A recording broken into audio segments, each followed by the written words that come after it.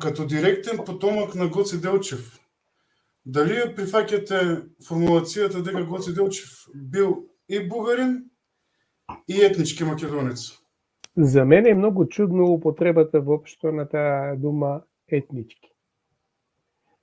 Етнички знам, аз гледам понекогаш телевизия от Македония.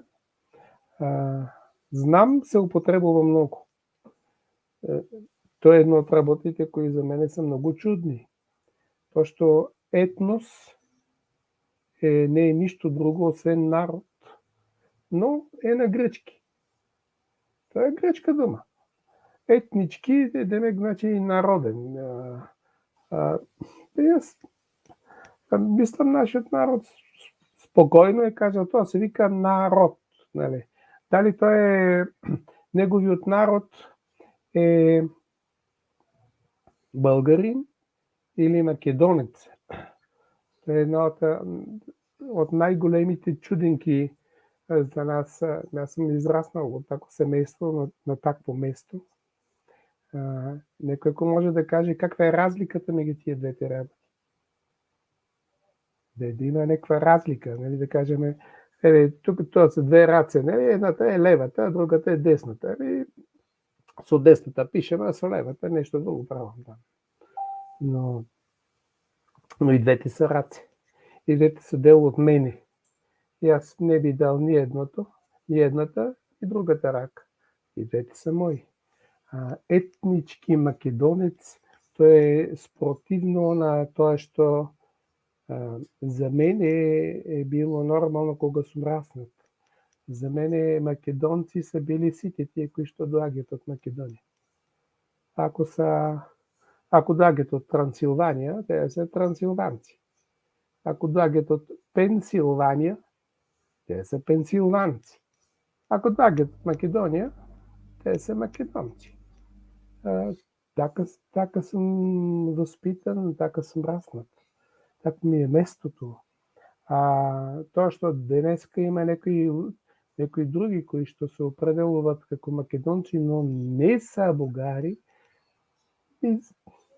вероятно си имат своето основание, защо са така. Си е нита работа. За мен, значи, когато говорим за Гоце Делчев, е ясно. Бил македонец како географски поем. Той доаѓа от Македонията, така како што са толкова много стотици илјади луѓе. Аз не знам колко са били тогаш по тая волна бежанци. Не знам колко са били точно, но всеки случай денеска са 2,5 милиона наследниците сме на тия луѓе. Това никако не е малка група. Во Бугарија, мислите? 2,5 милиони? 2,5 да са во Бугарија. И това не е мала група. Но барем едем щеше да каже, ако има някаква разлика между едните и другите. Да, се разбира, всекое место си има своите характерни работи, кои са за играта, за ората, вероятно нещо и за яденето или нещо за облеката. Ама и аз лично не можем да го видам. По старо време тия луѓе, кои што се го говорили тој јазик, славјански јазик, те са били бугари и толку. Ве разбирам. Дали мислите дека, пошто ова теза има тука, много често се промакнува меѓу официјалната македонска историографија, дека да не речам дека Гоце Делчев бил принуден да се изјасни како бугарин, за да се образува, за да се развива професионално. Ако тоа е така, он може да се приклони кон било која од пропагандите во Егејска Македонија тогаш. Највеќе најсилната грчката пропаганда.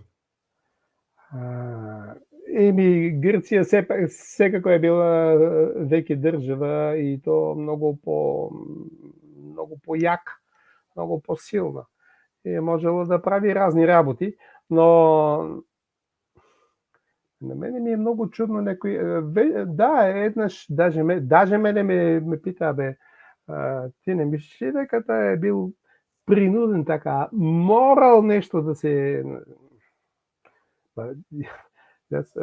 Се разбира, и аз съм роден много подоцна, нали, много по-късно. Но аз ги знам, аз знам много по-меките форми на тия логенери, наследниците са по-меки. И колкото по-назад се оди в историята, толкова по-твърди стануват мъжете, по-груби, общо взето се реже глава без много да се мисли. Се мисли всекако, абсолютно, но той трябва да е болен, той човек, кой мисли да... Некой би бил въобще во состојба да натера такви здрави мъже да ги е страх нещо да направят, пошто што тие морале, то се... Човек дури много болен да е, не може да си го представи това нещо. Здрави, яки мъже, които са одели нощно време през планините, тамо през шумите, през па волци, па рисове, па мечки, винаги е било страх. И некои, кой може да ги натера да се каже, са ти биди внимателен, ама... Пиши се погри, за да одиш да учиш. За да одиш да учиш. Да. Пусти на тркалета. Значи, са одели да учат луги, кои са имали пари. Или семействата са можели да стиснат някоя друга пара, някой друг грош, да сперат и да ги пущат да работят. Ама то цялата икономика на семейството не е работило така, както е днеска. Тогаш децата са помагали в семейството още от много мали. И то така е функционирало цялото семейство. Сами от факт един човек да го пуштиш, да го извадиш от семейството, това значи да разбиеш икономиката некако на семейството. Но за да оди той, за да учи по-натаму, за да стане, нали, писмен, да е по-умен, да знае повеќе, да може повеќе, това значи семейството имало тая можност. Тая можност, нещото е морала нещо да направи. Не, тие са сакале да едно барем от децата да биде писмено. Да кажем, семейства, кои са били много по-редко, да кажем, како моите предци, те се можели повеќе деца да дадат да учат. Но тоа не е било правило. Доколку што знам, тоа е било исклучок некаков. Обично, ако семейството може да пушти некого воопшто да оди да учи за 4-5 години, веројатно нема и толку, и тоа е само едно од децата, а децата са колку таму? 7, 8, 9, 10. Да. Нема откъде толку пари. Другите не са били Рокфелер, не са били селани. И са живеели, мнозинството са живеели во села. Да. Не са живеели во Версай. Така мислам аз. Не може некој, не можем даже да замислам некој да може да биде во состојба да натера некој друг да се пише некаков. Така мислам. Дали имате роднини во денешна Северна Македонија, во Гевгелија? Дали се познавате со нив? Дали одржувате контакти? Не знам за да имаме било кого като роднини во Македонија. Никогаш немам слушното. Мислам, цялата фамилија е дошла и денеска наследниците живееме тука. Тука во Бугарија мислам. Да, тоа мислам. Да. Јас не познавам никого кој да е во Македонија, просто не знам. Во Северна Македонија, нели? Инако тука имаме еден дел од фамилијата се уште живее во Благоевград и да, и на други места. Разбирам. Во Северна Македонија и во Бугарија за Гоце Делчев се зборува како социјалист. Познато е и неговото другарство со Михаил Герџиков, кој е бил на анархистички позиции. Што е правенствено Гоце Делчев според вас? Социјалистички револуционер или национален? Национален никако не може да се каже. За едно много просто нещо. Самата идея за нещо национално да има, това предпоставя да има да я има нацията, да е жива нацията. Да, ама нема. По това време нема нации още. Нации може да го се говори от сигурно декъде средата на 20 век. Ама пред това вероятно има неколко 2-3 во целиот свет. Кажем, едната е американците или кој друго.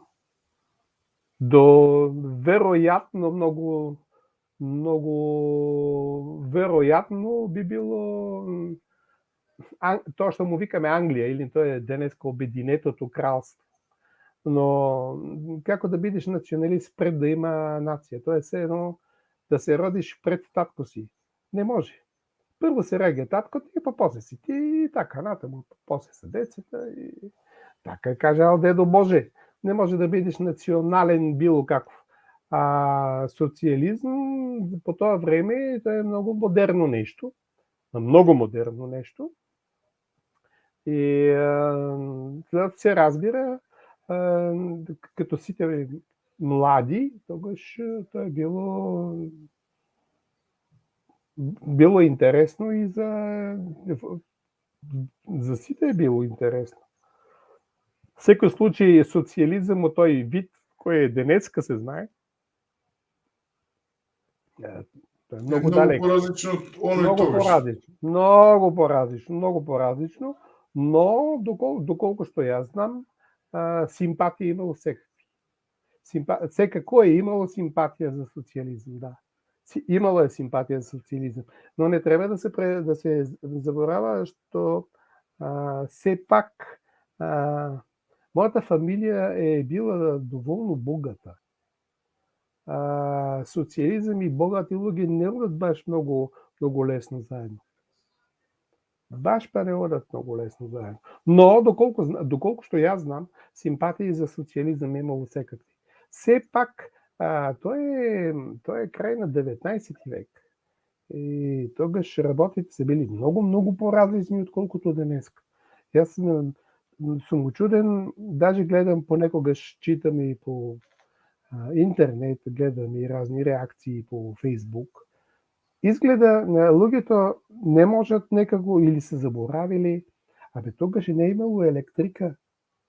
Тогаш имало се уште жив огин. Не е имало компјутри, не е имало мобилни телефони. Тоа е друго време. Сасема друго време е тоа. Тоа се стари времења. Тогаш се били други односите. И соответно работите се стоели така како што се стоели. Јас не мислам да се били лоши луѓе никако. Даже мислам старо време се били многу по-морални луѓе. Моралот е играл многу по-значајна роля е играл. Но сепак е било друго. Не е како што е денеска. Така мислам јас.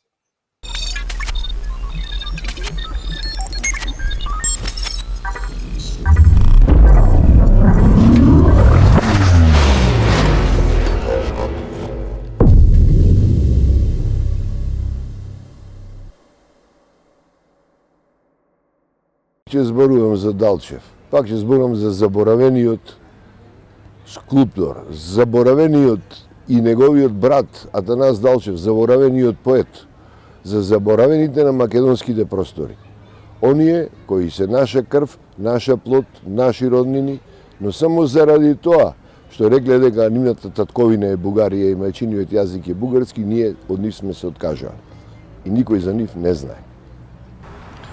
Просто речено, Македонија е потоната во сопствениот кич Така што големите снимки, големите фигури кои се во градот се запазени, а кои се обичен кич. А вистинската уметност на Љубомир Далчев изложена е на поруга на градското население, како и другите остатоците од турскиот период и така. Едно време ова беше култно место за скопјани. Тоа е споменикот на Гоце Делчев, подарок од бугарската држава, поточно од студиото на браќата Далчеви, на големиот бугарски вајар Љубомир Далчев. Споменикот беше гледан, негуван, вечно со цвеќе пред него. Сега граѓаните можат да видат што се случува тука. Ова е срам за градот и за градската управа. Впрочем, и другите споменици во градскиот парк не се во некоја подобра ситуација. Да кажеме нешто за авторот, Љубомир Далчев, големиот бугарски скулптор. Брат на големиот бугарски поет, преведувач, писател, есеист Атанас Далчев. И двајцата после војната, после Втората светска војна, 1944 година, се ставени на тивка работа од отечествено фронтовската власт, така што Љубомир Далчев некаде 67-8 година заминува за Америка, каде што одминува, починува во Охајо или во Калифорнија некаде на своја 99 годишна возраст. Неговиот брат, големиот поет Атанас Далчев, кој што пишува песна Родината и така, останува во Софија и тој доживува заможни години. Иначе семејството Далчеви е богато, кукушко семејство, населено во Солун, а нивната мајка е од Прилеп.